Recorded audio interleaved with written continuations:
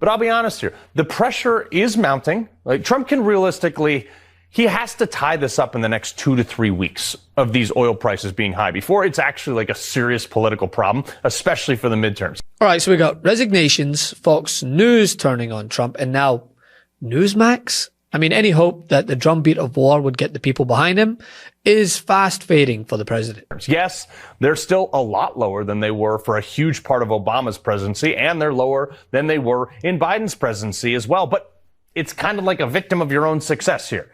People got a taste of lower prices because Trump did things that were, oil friendly. And now we want to keep that low. Trump's own base are finding it tough to spin this war in his favor. And a hardcore MAGA nut on Newsmax, of all places, is the one warning Donald Trump that he's facing a, quote, serious crisis over the war. A remarkable shift from a media company that has long time defended Donald Trump. And that matters, right? Because when even the most loyal voices start sounding the alarm, you know it's bad.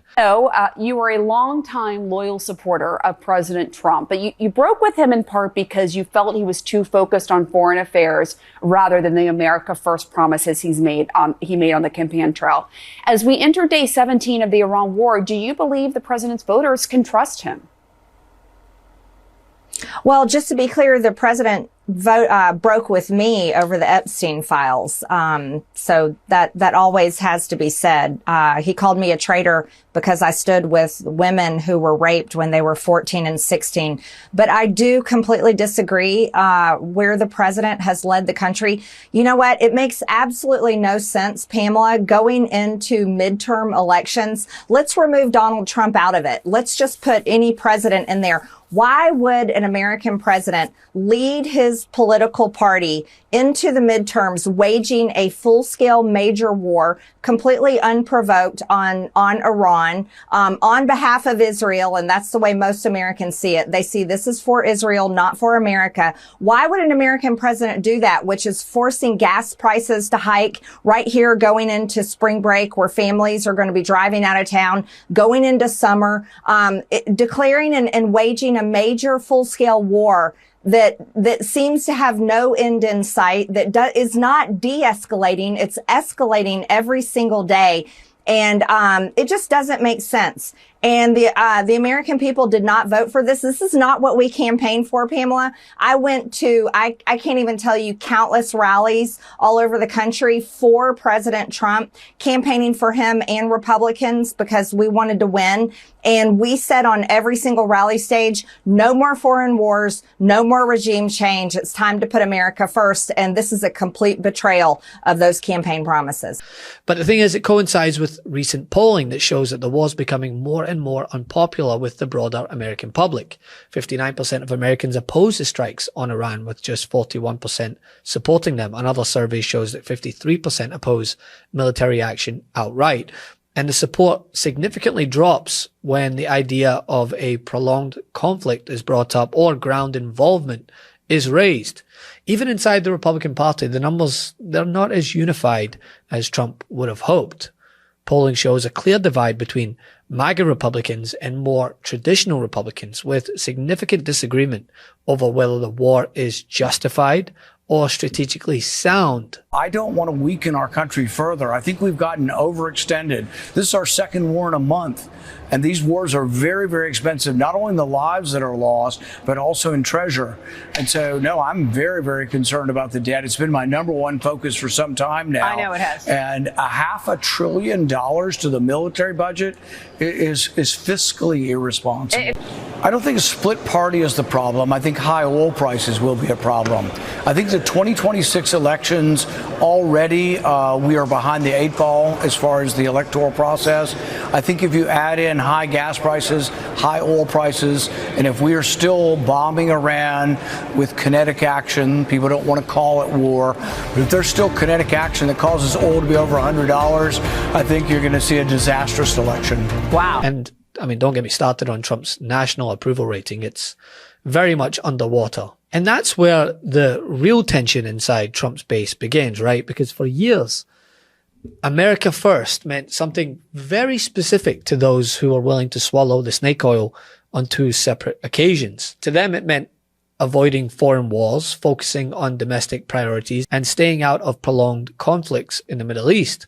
But this war cuts directly against that promise, right? This is high. 469 is definitely one of the highest I've seen it, and I've been here for 27 years now, so that's something to say. That's crazy. Describe what you're going through for me. Well, I just make sure that I focus to save enough money for the week to get to and from work instead of, or if I can, I'll walk to the store or take the light route if I can, if it's not hot, but it's going to be hot again. So yeah, so those are some choices that I do make. Erased all of those gains. Gasoline prices have exerted the most immediate impact felt by consumers through the magnitude of the pass-through prices to other goods, still yet unknown. So, Brian, you talk about who's operating on an economic timeline. I'm not saying we don't do this because I'm worried about the price of oil tomorrow.